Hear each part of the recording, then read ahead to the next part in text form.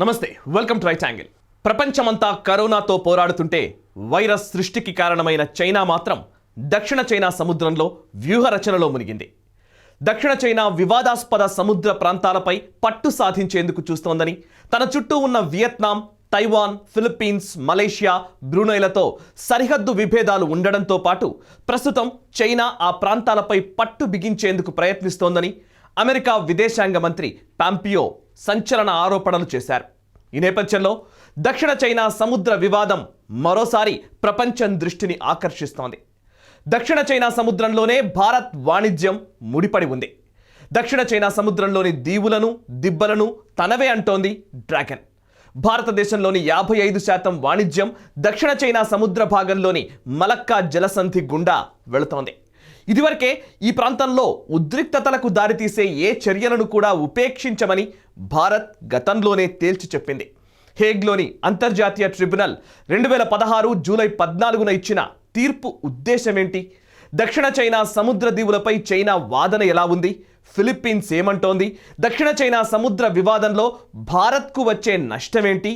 China ఆధిపత్యం వల్ల America, భారత్లకు వ్యూహాత్మక ప్రమాదాలు ఎలా ఉంటాయి? ఇలాంటి అంశాలను తెలుసుకునే ప్రయత్నం చేద్దాం. దక్షిణ చైనా సముద్రం అత్యంత కీలకమైంది. వ్యూహాత్మకంగా చాలా ముఖ్యమైన ప్రాంతం. సైనిక వ్యూహాలకు ఆయువు పట్టు. వాణిజ్యపరంగా కూడా దక్షిణ చైనా సముద్రంపై అదుపు వల్ల చాలా లాభాలున్నాయి. సహజ వనరులకు పెట్టింది పేరైన దక్షిణ చైనా సముద్రంపై తమకు హక్కుందని చాలా దేశాలు వాదిస్తున్నాయి. ఒక అంచనా ప్రకారం 2016లో $3.4 ట్రిలియన్ అంటే 228 లక్షల కోట్ల రూపాయల వాణిజ్యం దక్షిణ చైనా సముద్రం మీదుగానే జరిగింది. ప్రపంచ వాణిజ్యంలో ఇది 21%. దీన్ని బట్టి దక్షిణ చైనా సముద్రం ప్రాధాన్యతను అర్థం చేసుకోవచ్చు. చైనా దీన్ని అదుపు చేయాలని నిరంతరం ప్రయత్నిస్తూనే ఉంది. చైనా చాలా తెలివిగా దీర్ఘకాలిక ప్రణాళికతో పనిచేస్తోంది. కృత్రిమ దీవులను, సివిల్, మిలిటరీ కేంద్రాలను నిర్మించింది. సైన్యాన్ని మోహరించింది. యుద్ధ నావలు, యుద్ధ విమానాలను కేంద్రీకరించింది. నిశ్శబ్ద వ్యూహానికి పదును పెట్టింది. దక్షిణ చైనా సముద్రంలోని పారాసెల్ దీవుల్లో చైనా సుదూర లక్ష్యాలపై బాంబులు ప్రయోగించగల యుద్ధ విమానాలను దింపింది. స్పార్టీ దీవుల్లో నౌకలను, విమానాలను పేల్చివేయగల క్షిపణి వ్యవస్థలను కూడా నిర్మించింది. సైనిక విన్యాసాలు, గస్తీలు చేస్తోంది. ఒక్క మాటలో చెప్పాలంటే సైనికంగా దక్షిణ చైనా సముద్రంలో చైనాదే ప్రాబల్యం. తాజాగా పారాసెల్, స్పార్టీ దీవులను 2 జిల్లాలుగా అభివృద్ధి చేయాలని యోచిస్తున్న చైనా అందుకు సంబంధించి మళ్లీ ప్రయత్నాలు ప్రారంభించింది. దక్షిణ చైనా సముద్రంపై చైనా నియంత్రణ మితిమీరితే అనేక దేశాలకు ఇబ్బందులు తప్పవు. అంతర్జాతీయ వాణిజ్యం దక్షిణ చైనా సముద్రంలోని జలమార్గాల మీదుగానే సాగుతోంది. ఈ వాణిజ్యమే అనేక దేశాలకు ప్రాణవాయువు వంటిది. దక్షిణ చైనా సముద్రంపై పెత్తనం పెరిగితే ఆగ్నేయాసియా, పశ్చిమ పసిఫిక్ దేశాలు, ఓసియానియాలోని 14 దేశాల ప్రాబల్యం పెరుగుతుంది. దక్షిణ చైనా సముద్ర వివాదంలో ఫిలిప్పీన్స్ వాదనను సమర్థిస్తూ హేగ్లోని అంతర్జాతీయ ట్రిబ్యునల్ 2016 జూలై 12న ఇచ్చిన తీర్పు సౌత్ చైనా సీపై సరికొత్త వివాదానికి కారణమైంది. అమెరికా ఈ తీర్పును ఆసరాగా చేసుకుని చైనాను దెబ్బతీసేందుకు పావులు కదుపుతోంది. వాస్తవానికి దక్షిణ చైనా సముద్ర దీవులకు అమెరికాకు ఎలాంటి సంబంధము లేదు. అయినా ఫిలిప్పీన్స్ను ఎగదోసి వ్యూహాత్మకంగా తిష్టవేయాలని చూస్తోంది అమెరికా. అటు చైనాను ఆర్థికంగా ఎదగనీయకుండా చూడడం దాని అసలైన లక్ష్యం. మరోవైపు యుద్ధాలు, ఆర్థిక మాంద్యంతో పాటు ఏకాకిగా మారిన అమెరికాను చిత్తు చేయాలని ఆరాటపడుతోంది డ్రాగన్. ఏ అంశంలో అయినా ఈ 2 దేశాలు పరస్పర విరుద్ధ శక్తుల తరపున మోహరించి రకరకాల వాదనలు చేస్తూ ఉంటాయి. 2030 నాటికి చైనా ప్రపంచంలోనే నంబర్ 1 ఆర్థిక వ్యవస్థగా ఎదిగే అవకాశం ఉందని IMF వేసిన అంచనాలు అమెరికాకు ఇప్పుడు నిద్ర లేకుండా చేస్తున్నాయి. చైనాను కట్టడి చేసేందుకు ఆసియా పసిఫిక్ వ్యూహం పేరుతో కొత్త ఎత్తుగడలు రచిస్తోంది అగ్రరాజ్యం. ఫిలిప్పీన్స్ మాజీ అధ్యక్షుడు బెనిగ్నో ఎస్ అక్వినో III ప్రభుత్వం 2013లో దాఖలు చేసిన పిటిషన్పై 5 సభ్యుల ట్రిబ్యునల్ ఫిలిప్పీన్స్ వాదనలకు అనుకూలంగా 2016లో తీర్పునిచ్చింది. ఫిలిప్పీన్స్, అమెరికా, జపాన్ తదితర దేశాలు ఈ తీర్పును స్వాగతించాయి. దీనికి చైనా కట్టుబడి ఉండాలని డిమాండ్ చేశాయి. దీనిపై చైనా ప్రభుత్వం స్పందిస్తూ దక్షిణ చైనా సముద్ర దీవులపై తన సార్వభౌమత్వ అధికారం తిరుగులేనిదని పునరుద్ఘాటించింది. అసలు చైనా వాదనేంటో ఒకసారి చూద్దాం. హేగ్ ట్రిబ్యునల్ తీర్పు నేపథ్యంలో చైనా ప్రభుత్వం దక్షిణ చైనా సముద్ర వివాదాస్పద జలాలకు సంబంధించి ఒక శ్వేతపత్రాన్ని విడుదల చేసింది. అందులో ముఖ్యంగా 5 అంశాలను ప్రస్తావించింది. మొదటిది, అమెరికా మిత్రపక్షం రెండో ప్రపంచ యుద్ధంలో చైనా చేతిలో ఓడిపోయిన జపాన్ కూడా చైనాపై అమెరికా అణచివేత చర్యలకు ఉత్సాహంగా మద్దతునిచ్చింది. నంబర్ 2, దక్షిణ చైనా సముద్రంపై అమెరికా ఇటీవలి కాలంలో తన సైనిక చర్యలను పెంచిన నేపథ్యంలో దక్షిణ చైనా సముద్రంలో సైనిక విన్యాసాలు ప్రారంభించేందుకు అమెరికా 2 యుద్ధ విమాన వాహక నౌకలను పంపింది. అదే నేపథ్యంలో జపాన్, ఫిలిప్పీన్స్ సంయుక్త విన్యాసాలు నిర్వహించాయి. ఫిలిప్పీన్స్కు ఆయుధాలను విక్రయించాయి. అమెరికా, దక్షిణ కొరియా కలిసి third terminal high altitude area defence వ్యవస్థలను దక్షిణ కొరియాలో మోహరిస్తున్నట్లు ప్రకటించాయి. ఇక మూడవది, చైనాకు ఆసియాన్ కూటమికి మధ్య ఘర్షణ సృష్టించేందుకే చైనా సముద్రంలో ఉద్రిక్తతలను రెచ్చగొట్టేందుకు అమెరికా ఒకవైపు ప్రయత్నిస్తూ మరోవైపు చైనా పటిష్టమైన ఆర్థిక శక్తిగా ఎదగకుండా అడ్డుకోవడానికి ఆ దేశానికి ఆసియాన్ కూటమికి మధ్య సంబంధాలను చెడగొట్టే కార్యక్రమానికి పూనుకుందన్న వాదన. ఇక నాలుగవది, అంతర్జాతీయ మధ్యవర్తిత్వ ట్రిబ్యునల్ను లోబరుచుకొని దక్షిణ చైనా సముద్రంపై ప్రతిష్టంభన సృష్టించడం. చైనాకు వ్యతిరేకంగా అంతర్జాతీయ ట్రిబ్యునల్ నుంచి ఒకసారి తీర్పు వచ్చాక అమెరికా లక్ష్యం నెరవేరినట్లే. ఈ తీర్పు ఆధారంగా చైనా, ఫిలిప్పీన్స్ మధ్య శాంతియుతంగా పరిష్కరించుకునే అవకాశాలను సన్నగిల్లేలా చేయడం. ఇక చివరిగా 5వ అంశం, అమెరికా ఆసియా పసిఫిక్ వ్యూహం కుట్రపూరితమైంది. దక్షిణ చైనా సముద్ర వివాదాన్ని ఆధారం చేసుకుని చైనాకు వ్యతిరేకంగా Philippines, Japan, Malaysia, Vietnam, Taiwan, Brunei వంటి దేశాలను తన సైనిక కూటమి కిందకి తెచ్చుకోవాలని అమెరికా చూస్తున్నది. ఇవి మొత్తంగా చైనా చేస్తున్న 5 ఆరోపణలు. దక్షిణ చైనా సముద్రం ప్రత్యేకత ఏంటంటే దక్షిణ చైనా సముద్రం ప్రపంచంలోకెల్లా అత్యంత రద్దీ అయిన రవాణా మార్గం. 10 పెద్ద నౌకాశ్రయాల్లో 5 ఇక్కడే ఉన్నాయి.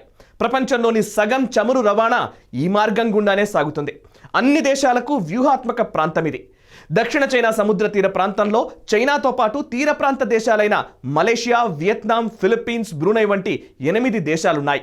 వీటితో పాటు చిన్న చిన్న ద్వీపాలు కూడా ఉన్నాయి. అయితే దక్షిణ చైనా సముద్ర భాగంలో చమురు వాణిజ్యం, చేపల వేట భారీ పరిశ్రమగా అవతరించాయి. ప్రపంచ బ్యాంకు అంచనాల ప్రకారం ఈ సముద్ర ప్రాంతంలో కోట్లాది బ్యారెళ్ల చమురు నిల్వలు, కోటాను కోట్ల ఘనపుటడుగుల సహజవాయు నిక్షేపాలు ఉన్నట్లుగా తెలుస్తోంది. నౌకా వాణిజ్యానికి అనువుగా ఉంటుంది. ఏటా 4.5 లక్షల కోట్ల వాణిజ్యం జరుగుతుందని ఒక అంచనా. ఇక ఓవైపు చైనా వాదన ఇలా ఉంటే ఫిలిప్పీన్స్ వాదన ఎలా ఉందో ఇప్పుడు తెలుసుకుందాం. 1970లో దక్షిణ చైనా సముద్రానికి చెందిన కొంత భూభాగం ఫిలిప్పీన్స్ అధీనంలోకి వెళ్ళింది. అమెరికా సలహా మేరకు శాశ్వత మధ్యవర్తిత్వ న్యాయస్థానాన్ని ఆశ్రయించింది ఫిలిప్పీన్స్. అందులో భాగంగానే 2013లో హేగ్ న్యాయస్థానంలో చైనాపై పిటిషన్ వేసింది. కొన్ని భూభాగాల గురించి ప్రస్తావిస్తూ 1982 ఐక్యరాజ్య సమితి సముద్ర చట్టాల ఒప్పందం ప్రకారం అవి దీవుల కిందకు వస్తాయో లేదో చెప్పమంది.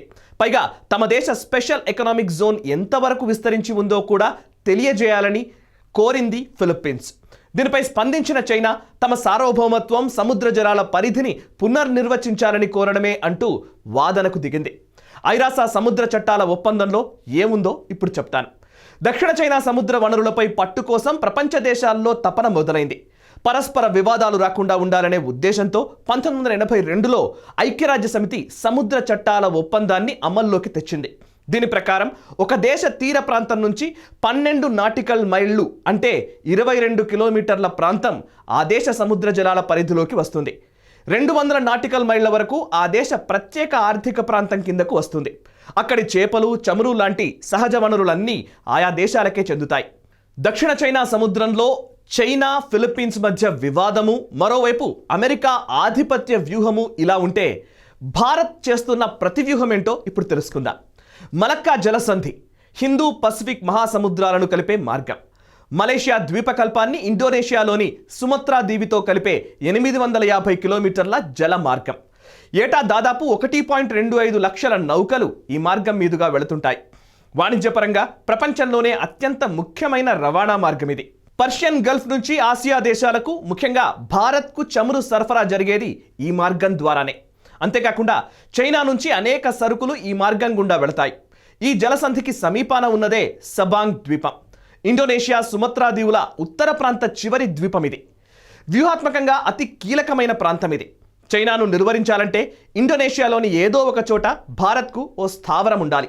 అది బయటికి పౌరస్థావరం కావాలి. అవసరమైన సందర్భాల్లో సైనిక స్థావరంగా మారాలి. ఇందుకు తగినది సబాంగ్ ద్వీపం. దీంతో భారత్ ఆ దిశగా దృష్టి సారించింది. ఇండోనేషియాతో చర్చలు జరిపింది. చేపల వేట హక్కుల విషయంలోనూ మరికొన్ని అంశాల్లోనూ చైనాతో అనేక ఇబ్బందులు పడుతున్న ఇండోనేషియా కూడా భారత్ ప్రతిపాదనకు ఓకే చెప్పింది. సబాంగ్ ద్వీపాన్ని అభివృద్ధి చేసే బాధ్యతను భారత్కు అప్పగించింది.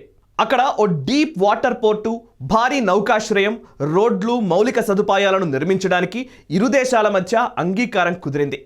ఇండో పసిఫిక్ ప్రాంతంలో భారత్ క్రియాశీల పాత్రకు ఇది తొలి అడుగు. తద్వారా ఇక్కడ ముఖ్య పాత్ర తమదేనని చైనాకు భారత్ స్పష్టమైన సంకేతాల్ని పంపింది. అండమాన్ నుంచి సుమత్రా దీవికి 1672 కిలోమీటర్లు. కానీ అండమాన్ నుంచి సబాంగ్ దీవికి దూరం కేవలం 713 కిలోమీటర్లే. ఒకవేళ చైనా ఎప్పుడైనా తోక జాడిస్తే భారత్ క్షణాల్లో అక్కడికి చేరుకొని సైనిక చర్యకు దిగడానికి ఇది తోడ్పడుతుంది. సబాంగ్లో భారత్, ఇండోనేషియాలు సంయుక్త నౌకా విన్యాసాలు జరపాలని, ఏటా ఈ ప్రాంత రక్షణ చర్యలపై సమీక్ష చేయాలని నిశ్చయించాయి. మలక్కా జలసంధి కూడా సబాంగ్కు సమీపాన ఉండడంతో మలక్కాపై స్వతంత్ర ఆంక్షలు కుదరవని, వాణిజ్యం సాఫీగా జరగడానికి సహకరించి తీరాలని చైనాకు స్పష్టం చేశాయి. చైనాను ఎదుర్కోవాలంటే ఇండోనేషియాకు కూడా ప్రాంతీయంగా ఓ బలమైన దేశం సహకారం అవసరం. ఈ క్రమంలోనే భారత ప్రధాని నరేంద్ర మోదీ, ఇండోనేషియా అధ్యక్షుడు Joko Widodo Indo Pacific vision డాక్యుమెంట్ని విడుదల చేశారు. అంతర్జాతీయ న్యాయ సూత్రాలకు కట్టుబడాల్సిందేనని చైనాకు తేల్చి చెప్పారు.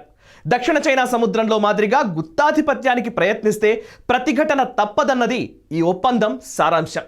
శ్రీలంక, పాకిస్తాన్లను సైతం తన గుప్పిట్లోకి తెచ్చుకొని ఆ దేశాలకు నావికాదళం, వాయుసేనలను పంపుతూ భారత్ చుట్టూతా ఓ సైనిక దిగ్బంధం చేయడానికి ప్రయత్నిస్తున్న చైనాకు కొంతమేరైనా చెక్ పెట్టడానికి మోదీ ప్రభుత్వం లుక్ ఈస్ట్ విధానంలో మార్పులు చేసింది. రక్షణ వ్యూహాన్ని వాణిజ్య అంశాలతో ముడిపెట్టింది. చైనా ఆధిపత్య ధోరణితో ఇబ్బందులు ఎదుర్కొంటున్న 10 ఆగ్నేయాసియా దేశాల అధినేతలను ఈ ఏడాది గణతంత్ర వేడుకలకు అతిథులుగా ఆహ్వానించడంతోనే చైనాకు మోదీ గేమ్ ప్లాన్ అర్థమైంది. ఇరాన్లోని చాబహార్, ఒమన్లోని డుకమ్ పోర్ట్ల అభివృద్ధికి, అటు రష్యాలోని వ్లాదివోస్టోక్లో పోర్ట్ అభివృద్ధికి భారత్ ఒప్పందం కుదుర్చుకోవడం మరో వ్యూహాత్మక ఎత్తుగడ. పశ్చిమాసియాను తూర్పు ఆఫ్రికాతో కలిపే ఈ కీలక పోర్టును భారత్ తన చేతిలోకి తెచ్చుకోవడం డ్రాగన్కు మింగుడు పడని అంశం. ఇంకా చెప్పాలంటే భారత్ చుట్టూ చైనా మోహరిస్తే చైనాకు కీలకమైన మార్గాల్లో భారత్ రక్షణ శ్రేణిని మోహరిస్తోంది. దక్షిణ చైనా సముద్రం విషయంలో చైనా బలవంతంగా తన మాట నెగ్గించుకునే ప్రయత్నాలు చేస్తోంది. తన బలాన్ని ఉపయోగించి, ప్రదర్శించి, భయపెట్టి పెత్తనం చెలాయిస్తోంది. ఇప్పుడు చైనాను నిలువరించడం కష్టమేమో కానీ అసాధ్యమేమీ కాదు. దక్షిణ చైనా సముద్రంలో చైనా చర్యలు అంతర్జాతీయ న్యాయ సూత్రాలకు విరుద్ధం కాబట్టి శిక్షగా ఆర్థిక ఆంక్షలు విధించవచ్చు. కానీ చైనాపై ఆర్థిక ఆంక్షలు విధించే స్థితిలో ప్రస్తుతం అమెరికా ఉన్నట్లు కనిపించడం లేదు. చైనాపైనే కాదు, ఇరాన్ అణు ఒప్పందం నుంచి అమెరికా వైదొలిగిన తర్వాత కూడా ఇరాన్తో ఒప్పందాన్ని కొనసాగిస్తున్న పాశ్చాత్య దేశాలు, రష్యాపై కూడా అమెరికా ఎలాంటి చర్య తీసుకునే పరిస్థితిలో లేదు. సోవియట్ పతనం తర్వాత కొంతకాలం ఏకధ్రువ ప్రపంచంలో ఏకైక అగ్రరాజ్యంగా ఒక వెలుగు వెలిగిన అమెరికా ప్రతిష్ట ఇప్పుడు కొడిగట్టే దశకు చేరిందా అన్న ప్రశ్నకు భవిష్యత్తే సమాధానం చెప్పాలి. ఈ వీడియో నచ్చినట్టయితే వెంటనే లైక్ చేయండి, 10 మందికి షేర్ చేయండి, అండ్ మీ కమెంట్స్ రూపంలో మీ అభిప్రాయాలు మాతో పంచుకోండి. మనసా వాచా కర్మణ దేశహితం కోసం మేము చేస్తున్న ప్రయత్నాన్ని ఆశీర్వదించండి. నేషనలిస్ట్ హబ్ యూట్యూబ్ ఛానల్ని సబ్స్క్రైబ్ చేసుకోండి. ఒకవేళ ఆల్రెడీ సబ్స్క్రైబ్ చేసుకుంటే మీకు తెలిసిన వారి చేత కూడా ఈ ఛానల్ని సబ్స్క్రైబ్ చేయించండి. అండ్ మీ ఆర్థిక సహకారాన్ని ఈ వీడియో డిస్క్రిప్షన్లో ఉన్న లింక్ ద్వారా అందించి ఛానల్ మనుగడకు ఉపకరించండి. Thank you very much.